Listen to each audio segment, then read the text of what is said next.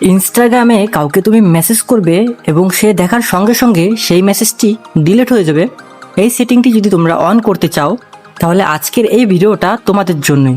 কারণ আজকের ভিডিওতে আমি তোমাদেরকে খুব সহজ পদ্ধতিতে দেখাবো তোমরা ইনস্টাগ্রামে কাউকে মেসেজ পাঠাবে, সেই মেসেজটা সে সিন করার সঙ্গে সঙ্গেই ডিলিট হয়ে যাবে। তো চলো ভিডিওটা শুরু করা যাক। তো প্রথমে আমরা এখান থেকে ব্যাকে আসবো। তোমরা তোমাদের যে আইডিটিতে এই সেটিংটি করতে চাও সেই আইডিটি ওপেন করবে। আমি আমার এই আইডিটিতে এই সেটিংটি করতে চাই।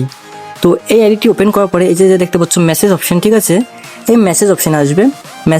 মেসেজ অপশান আসার পরে তুমি যে যাকে মেসেজটি করতে চাও তার প্রোফাইলটি ওপেন করবে।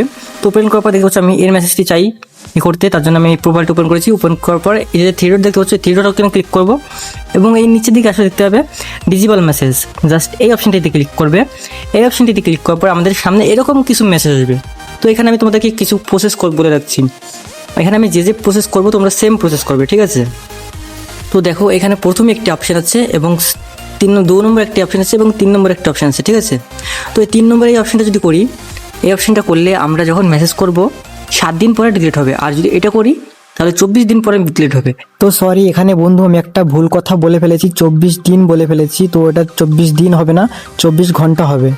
আর যদি আমরা এই 2 নম্বর অপশানটা করে রাখি, ঠিক আছে, তাহলে ওই ব্যক্তি যাকে আমরা মেসেজটা পাঠাবো সে দেখার সঙ্গে সঙ্গে আমাদের যে মেসেজটা করেছি সেটা ডিলিট হয়ে যাবে, এই 2 নম্বর অপশানটা করে রাখার জন্য, ঠিক আছে। তো আমরা যেহেতু এই 2 নম্বরের অপশানটি করতে চাই, কারণ সে দেখার সঙ্গে সঙ্গে আমাদের মেসেজটা ডিলিট হওয়া দরকার, তার জন্য আমরা এই 2 নম্বরটি অপশানটা করে দেবো।